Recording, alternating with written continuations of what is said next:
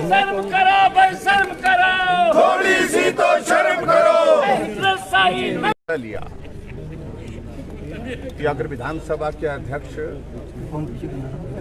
विधानसभा की कार्यवाही में विपक्ष को तरजीह नहीं देंगे, उनकी बात नहीं सुनी जाएगी,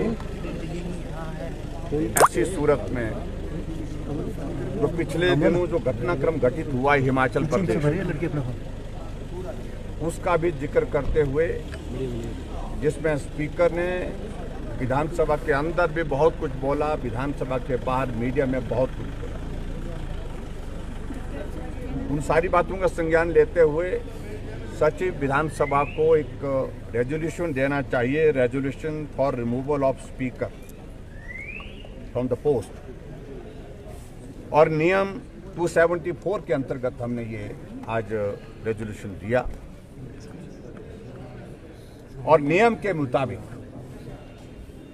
जब इस प्रकार का प्रस्ताव दिया जाता है तो विधानसभा का अध्यक्ष स्वतः ही कार्यवाही का संचालन, विधानसभा के अध्यक्ष अपने आप को कानून से भी ऊपर मानते हैं, नियम से भी ऊपर मानते हैं, और ज्ञान के मामले में तो अपने आप को ऐसा मानते हैं, ना विधानसभा के किसी सदस्य को बोलने के लिए दिया मौका विपक्ष की ओर से, और ना हमको मौका दिया गया।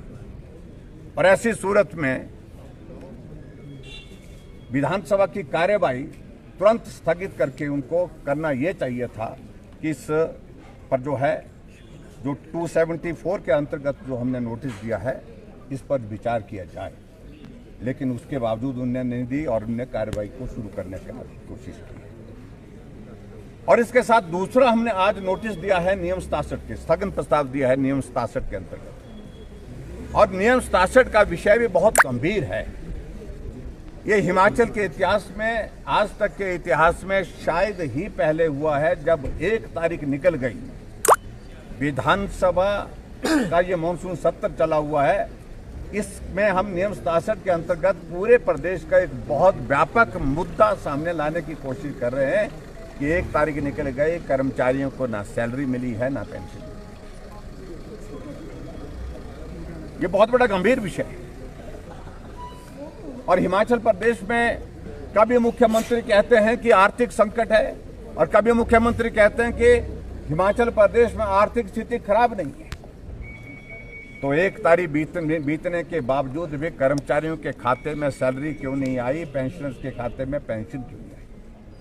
इस पर हमने नियम 67 के अंतर्गत हमने स्थगन प्रस्ताव दिया था, इस विषय पर चर्चा करें। और हम उम्मीद कर रहे थे कि विधानसभा के अध्यक्ष शासन छोड़ देंगे और उसके बाद नियम 67 के अंतर्गत हम चर्चा करेंगे, जो हिमाचल के इतिहास में पहली बार इस प्रकार की स्थिति आई है। आर्थिक संकट हिमाचल प्रदेश में जो है वो पूरी तरह से आ चुका है। अब आ रहा है ऐसा नहीं रहेगी बात, आ चुका है।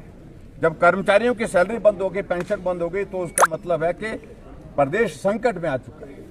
ऐसी सूरत में तुरंत इस विधानसभा के सत्र में चर्चा होनी चाहिए थी कि आर्थिक स्थिति है क्या हिमाचल प्रदेश की। लेकिन झूठ बोल करके हमारे मुख्यमंत्री जी आंकड़ों को प्रस्तुत करते हैं, उससे प्रदेश नहीं चल सकता है।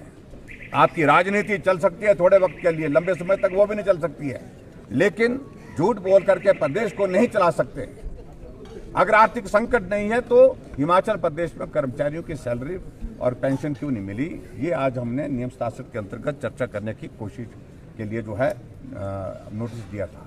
ना एक नोटिस स्वीकार हुआ और ना दूसरा नोटिस। तो इसका मतलब है सरकार जो है विपक्ष को सुनना ही नहीं चाहती है। प्रदेश के हालात को, जो आर्थिक संकट पैदा हुआ, उस हालात पर गंभीर ही नहीं है। विपक्ष का जिम्मा बढ़ता है, एक जिम्मेवार विपक्ष के नाते जब इस तरह के हालात बनते हैं, इस तरह की परिस्थिति आती है, उस परिस्थिति में जब हाउस इन प्रोग्रेस है तो तुरंत उस पर चर्चा होनी चाहिए। तो चर्चा नहीं दी गई और इसलिए हम हाउस से वॉकआउट करते हैं। कब तक विपक्ष हाउस के बाहर रहेगा? अभी सारी बात को लेकर के हम तुरंत अभी विधायक दल की बैठक कर रहे हैं और उसके बाद अगला कदम उठाएंगे। क्या प्रदेश की आर्थिक स्थिति को लेकर राज्यपाल से बात करेंगे? केंद्र तक की बात हम विधायक दल की बैठक में चर्चा करने के बाद फैसला करेंगे। Thank you.